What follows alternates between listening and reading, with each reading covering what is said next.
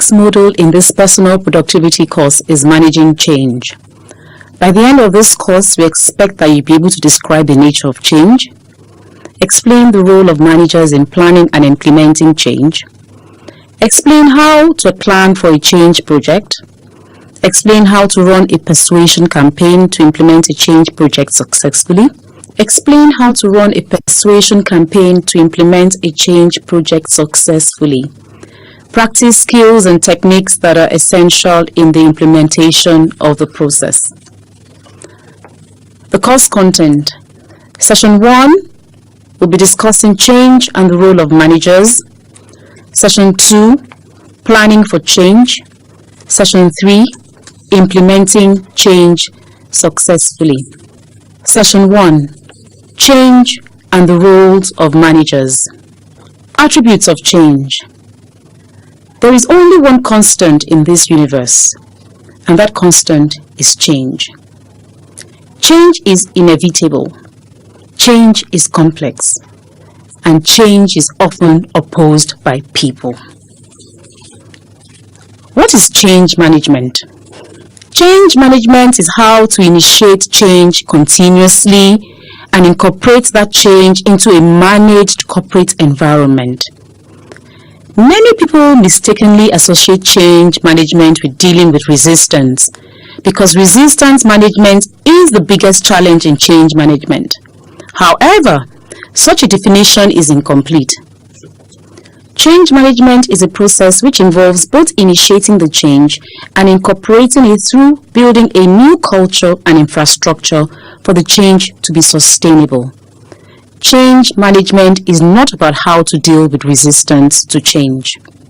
The role of managers in managing change. Leadership and management are often used interchangeably, and there's certainly an overlap. A person can play both roles at the same time. However, it is often useful to differentiate between both roles, even though both are important and a successful change needs both. What does a leader do? A leader inspires staff with visions that encourages them to accept change.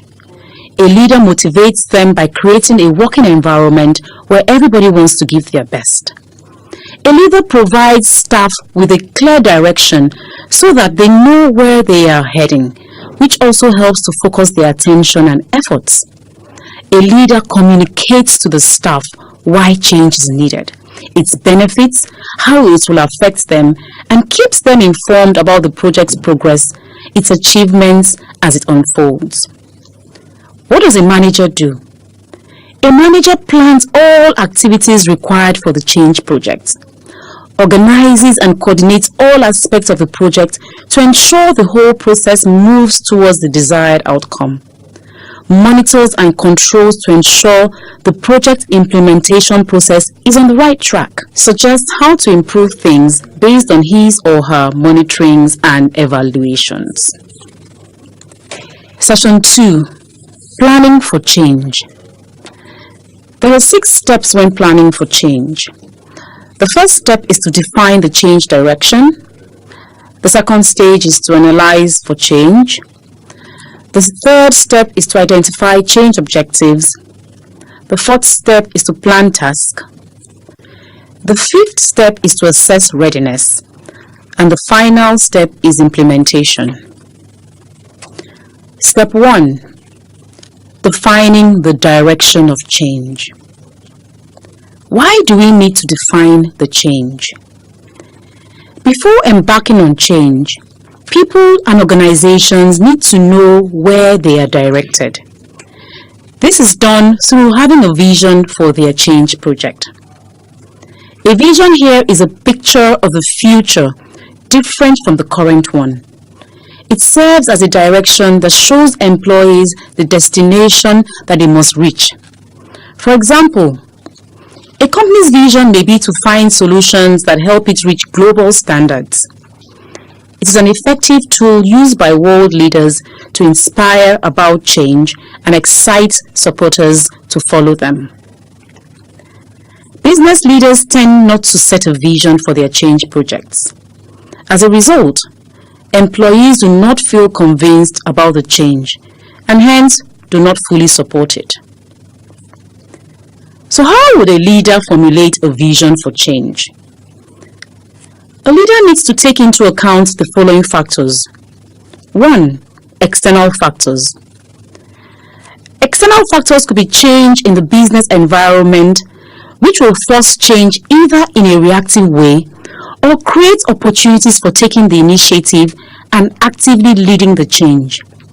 For example, the continuing change in the progress of technology and the changes in skills, tasks, structures, and culture of these companies. Other factors to take into account are the internal factors.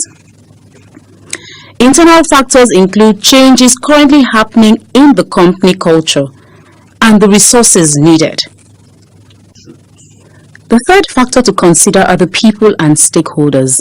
You need to find out what excites them, what do they aspire to, what are their skills, and what are their goals. Even the leaders, what are their values, what are their priorities, and what also inspires them. The outcome of all of this is the vision for change. For the vision of change to be useful, it must have the following characteristics. 1. It must be grounded on business knowledge. A vision should be developed over time and based on extensive knowledge of the industry, organization, and technology important to the success of the business. 2. It must be concrete and specific. It must describe the future in concrete, specific images along with the desired result.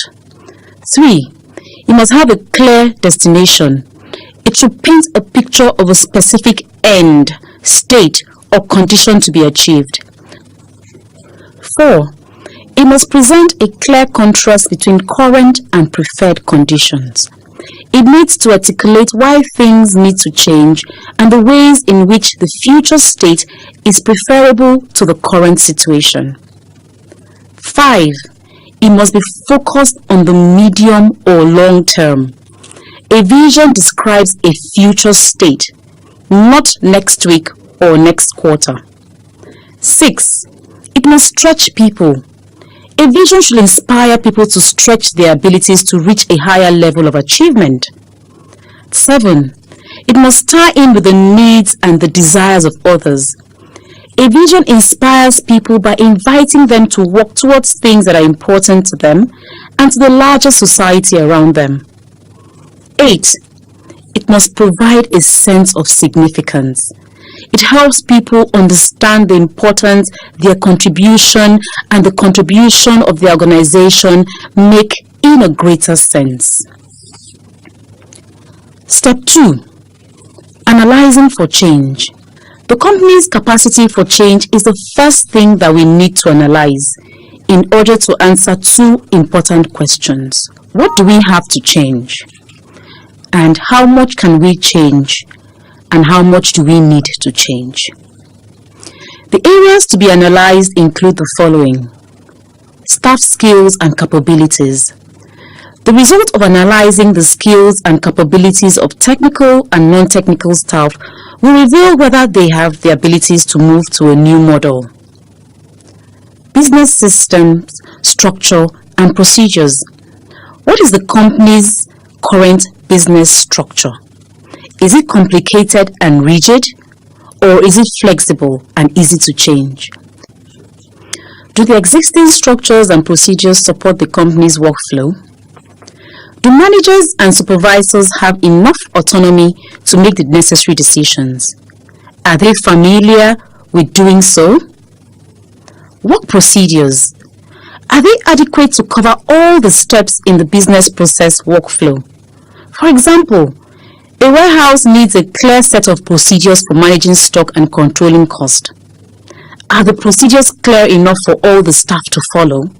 Availability of resources. What is the available amount for the change? Where can we get the money to finance the change project? The outcome of this analysis will tell us the capacity for change and the amount of change that we need. Identifying change objectives. A vision is the big picture that provides direction for a project in the medium to the long term, whereas objectives are specific targets for the short term. Why do we need the objectives of change? To make it clear to staff the targets they should achieve. These targets also serve as milestones for periodic performance measurements. Reasonably high targets can motivate people to be more innovative and focused to achieve objectives. Clear and reasonably high targets also help to prevent complacency. There are 5 criteria for good objectives. 1. It must be specific. It must be shown in specific numbers. It must be measurable. We must be able to measure it quantifiably. It must be achievable. Objectives must be based on a thorough analysis of the situation to ensure that it is attainable given the existing resources. Good objectives must also be relevant. In other words, they must be significant to the organization. It must also be time-bound. It must state precisely when something is to be achieved. Planning task. In planning task, you must determine the scope of the change project. You must establish a time scale and budget, identify the project sponsors, identify who the change agents will be, schedule the task, build an infrastructure to support the change, and establish a communication plan. Readiness assessment. Why do we need to assess readiness? This is to ensure that all key players are well prepared for the change, and also to know the riskiest factors to focus on before embarking on the change. What do we need to assess? We need to assess awareness, acceptance, ownership, and commitment. On the screen you have an activity. The steps for planning for change has been mixed up. Please put them back in the correct. Session 3. Implementing change successfully. There are 4 phases of a persuasion campaign. As proved by the high rates of failure for change projects in the past, the biggest challenge in making a change is to convince and persuade people about the need for the change. In order to ensure the change will happen, the leader needs to employ an effective persuasion campaign. There are 4 phases. The first phase is announcing the change. The second phase is creating the frame. The third phase is managing the mood. And the fourth phase is reinforcing good habits. Phase 1. Announcing the change. What is the goal in announcing the change? The goal is to ensure that staff seriously listen to tough messages, question old assumptions, and consider new ways of working. Common challenges that occur when a change plan is introduced include cynicism, skepticism, and resistance. It is even harder for managers if the organization or department has had a succession of leaders or seen several failures of change plans in the past. It is critical that the change leader must be able to ensure that the staff will actually listen to the tough message, think and question their old assumptions, and be willing to consider new ways of thinking and working. How do we announce a change effectively? The first thing to do is to break old habits. This is very difficult, as old ways of thinking are embedded in people's beliefs and behaviors. First, we need to reinterpret old habits negatively. The leader can explain what people can lose if they continue following their old ways. Secondly, we need to invoke a major threat from the outside that calls for insiders' unification to defeat the threat. For example, fierce competition from large manufacturers in Asia countries after Nigeria relaxed import policy and sought investment from this country will require Nigerian companies to change in order to survive. Third, we need to emphasize the unattractiveness of past habits or the lack of compatibility of those attributes with the current goals and requirements for success. The second way we can break old habits is to introduce the change through a vision. Use the vision to excite and inspire people about the change. We can also introduce the change using a moral purpose.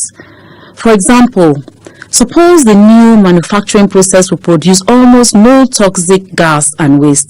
Therefore, it will significantly improve the water and air.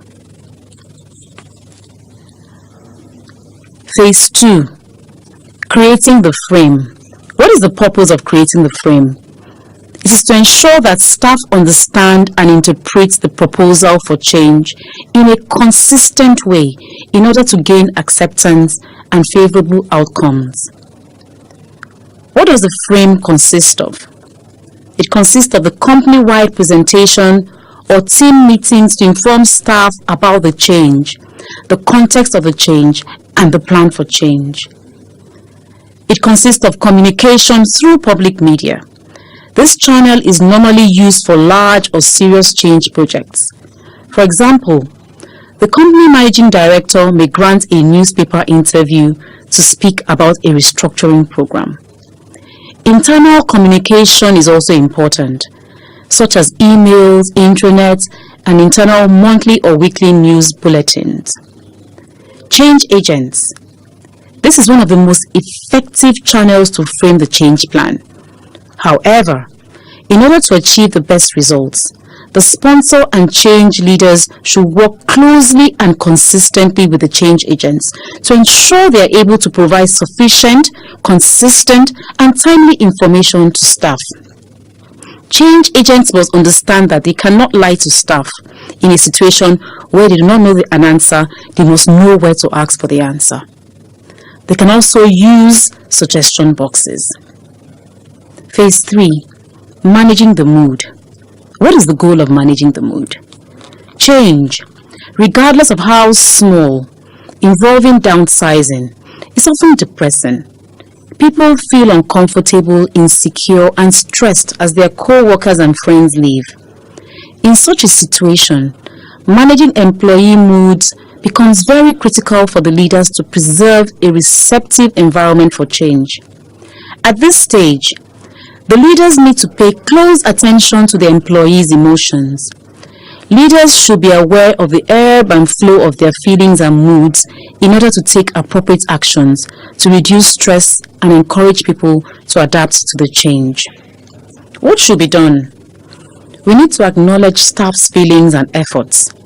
It is the leader's task to make staff feel that their sacrifices are not in vain, and that their efforts and accomplishments have been recognized and rewarded. For example, the leader should explicitly sympathize with the employees' feelings. I know that this week has been very hard for you as you have to work with a new system, even while some employees have departed. You should help staff to look to the future by using encouraging messages. For example, our target is not only to be highly professional and impressive, but also to set an example as a unique customer service center. Encourage and keep employees focused on the continuing hard work by keeping them informed about the project's achievements and progress. Remind everyone about the benefits of the change, including the rewards and incentives. For example, remind staff that a pay increase will result from a successful cost control program. How to do it? Use all communication channels of the frame. Hold an away day or outdoor activities. Use of motivating incentives and rewards. Celebrate achievements. Phase 4. Reinforcing good habits. So what is the goal of reinforcing good habits? The toughest challenge for leaders during change projects is to prevent staff from backsliding into dysfunctional routines and undesirable behavior. It is easy for people to revert to their old habits as they can be triggered automatically and unconsciously by familiar circumstances and stimuli. Hence, the leader needs to help them maintain new sets of behavior by providing them with opportunities to practice them. What should be done to reinforce good habits? Use both formal and informal communication. The leader should constantly reinforce the vision for change. We discussed many formal communication channels earlier. Informal channels include the leader having lunch with workers or talking to staff during coffee breaks. Set an example through day-to-day behavior. Using day-to-day behavior as an example, the leader can communicate what behavior he or she wants staff to enact. For example, a leader with a vision to create a customer-focused department can set an example through the amount of time or effort he or she devotes to the customers and how he or she handles difficult customers. Set an example through business decisions. To promote a vision, the leader should demonstrate the vision's attributes through their business decisions. For example, if the leader intends to build and reinforce the integrity of an organization, he or she should refuse an order if he or she knows the requirements cannot be met. Use reward and punishment. The leader can praise or reward desired behaviors such as openness, tolerance, teamwork, and delegation to show staff what he or she likes and dislikes. Resistance and strategies. Why does change encounter resistance? Some of the reasons why people resist change are as follows. Lack of conviction that change is needed. Staff resist change if they are not properly informed about the purpose and needs of the change. Dislike of imposed change. This is a situation in a company where the leader imposes change on staff who do not have the opportunity to express their views. Dislike of surprise. Change tends to be resented if people are surprised about the change. Fear of the unknown. People do not like uncertainty. Reluctance to deal with unpopular issues. Fear of inadequacy and failure. Staff is skeptical of their capabilities to cope with change, or they doubt the success of the change project. Disturbed practices, habits, and relations. Change can alter or destroy long-established relationships and practices in a company. For example, older workers tend to resist change because they will lose the power gained from years of experience in the former system. Lack of respect for the people who initiate and lead the change. People are skeptical about change if they do not trust and respect the leader. This can also happen if the staff has seen many past change projects which result in failure. Strategies to minimize negative reactions. Some emotional responses you can get when you're trying to effect change in your organization is denial, anger, bargaining, depression, exploration, and acceptance. If you have staff in denial, what you need to do is avoid confrontation, you need to strengthen relationships, and you need to take the one step at a time approach. If there are some angry people, don't take things personally. You need to encourage open dialogue. Some staff will come bargaining. Try and negotiate with them, but stand your ground and then discuss rationales. If some people are depressed, then you need to provide support and training, increase two-way communication, and then encourage responsibility. Some people would accept your change projects. Recognize and reward these people and identify their learning points. Strategies to manage resistance. There are certain strategies you can adopt to manage resistance. You can educate and communicate with your staff. This is a vital first step in the change process. Remember, the following should be addressed: vision and needs for change, and then the rationale behind the change. Participation is another strategy you can use. This is an effective way to build ownership and gain staff acceptance for the change. Get input for planning or improving the change plan, discuss views on issues and brainstorming for ideas, and then involve people whose actions must change in the developing and implementing process. The next strategy to manage resistance is providing support. This is to make people feel secure and confident that they are able to cope with new changes. One of the ways you can provide support is to train, coach, counsel, or have open discussions. Next, you can negotiate. This is to negotiate for a win-win situation rather than a confrontation. You need to be flexible and take other views and needs into account. You need to demonstrate that concessions create concessions in return. You need to find benefits for everyone. And lastly, you need to co-opt people in. This strategy is to avoid confrontation and turn an enemy into a friend.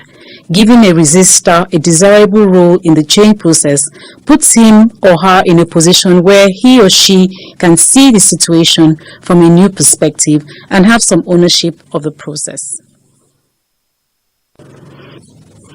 On your screen, you'll see a small caselet. Please read the case and answer the questions below it. We have come to the end of the Managing Change module. At the beginning of this module, our cost objectives were to describe the nature of change, explain the role of managers in planning and implementing change, explain how to plan for a change project, explain how to run a persuasion campaign to implement a change project successfully, practice skills and techniques that are essential in the implementation process. I hope we've been able to deliver on these course objectives. Well done! We have come to the end of the personal productivity course. We want to encourage you to put into practice what you have learned in this course. Remember, successful organizations are productive organizations, and your organization cannot be productive if you don't communicate effectively with your staff. You cannot be productive if your staff are not motivated. You cannot be productive if you have not learned to manage change. I want to thank you for being part of this course. You have a quiz that you need to take. Please take your quiz, and I wish you the best of luck.